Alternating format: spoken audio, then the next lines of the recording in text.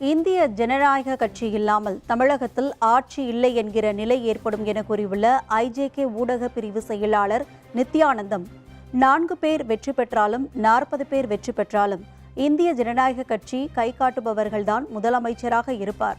அடுத்த முறை இந்திய ஜனநாயக கட்சி வேட்பாளர் தான் முதலமைச்சராக இருப்பார் என உறுதிபட தெரிவித்துள்ளார். மாநாட்டிலே பல தீர்மானங்களை நிறைவேற்ற இருக்கிறது. எத்தகைய தீர்மானங்களை நாம் நிறைவேற்ற வேண்டும், தமிழகத்திற்கு நல்ல தீர்மானங்கள் என்னென்ன என்று நீங்கள் சிந்திக்க வேண்டும். சும்மா மாநாட்டுக்கு வருது துண்டு போட்டு வருதில்ல, சிந்திக்கணும்.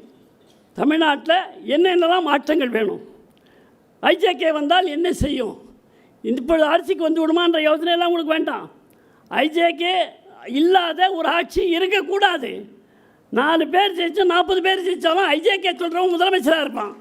அடுத்த வாட்டி ஐஜேகே முதலமைச்சராக வரும், அவ்வளோதான். எனவே போஸ்டர் ஒட்டுற, பேனர் ஒட்டுற, ஜே போடுறது மற்ற கட்சியில் பார்க்கலாம். நம்முடைய இயக்கத்தில், இந்திய ஜனநாயக கட்சியில் தலைவர்கள் வேண்டும், சிந்திப்பவர்கள் வேண்டும்.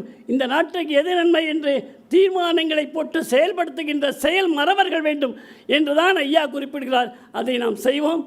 தாய்மார்கள் அதிகமாக இடம்பெற வேண்டும். தாய்மார்கள் மிக குறைவாகத்தான் இருக்கிறோம், இன்னும் அதிகமாக இடம்பெறணும்.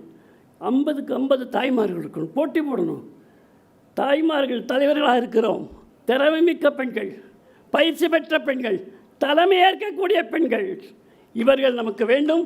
பெண்களும் வேண்டும், ஆண்களும் வேண்டும், மாணவர் செல்வங்களும் வேண்டும், இளைஞர்களும் வேண்டும், எல்லோரும் வேண்டும், தலைவராக வேண்டும் என்று நம்முடைய பார்வேந்தர் ஐயா அவருடைய கனவை நனவாக்குவோம்.